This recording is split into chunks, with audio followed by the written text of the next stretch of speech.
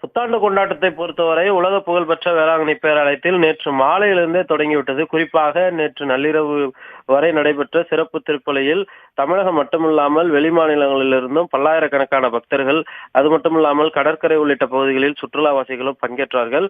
இந்த சூழ்நிலையில் அதிகாலையிலிருந்தே வேளாங்கண்ணி கடற்கரையில் சுற்றுலாவாசிகளுடைய எண்ணிக்கையானது அதிகரித்திருக்கிறது.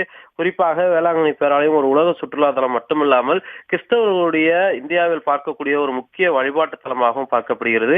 இந்த சூழ்நிலையில் காலையிலிருந்து பக்தர்களாக இருந்தாலும் சரி, சுற்றுலாவாசிகளாக இருந்தாலும் சரி, அவர்களுடைய வருகையானது அதிகரித்திருக்கிறது.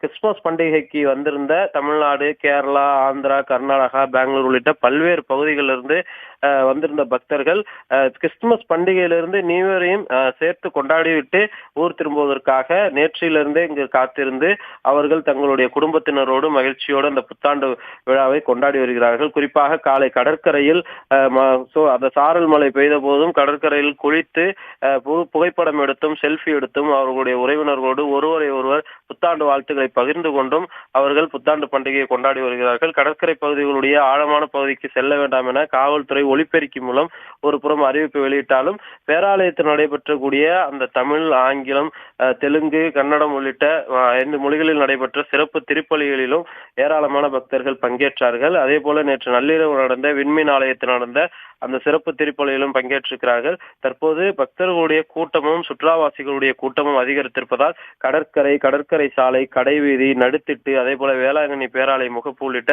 பல்வேறு பகுதிகளிலும் அதிக அளவிலான கூட்டம் நிரம்பி காணப்படுகிறது. அதனால் மாவட்ட காவல்துறை சார்பாக விரிவான ஏற்பாடுகளும் செய்யப்பட்டிருக்கிறது. அது மட்டும் இல்லாமல் வேளாங்கண்ணியில் இருக்கக்கூடிய பேராலய அறைகள் மட்டுமில்லாமல் தனியார் விடுதிகளுடைய அறைகளும் நிரம்பி இருக்கிறது.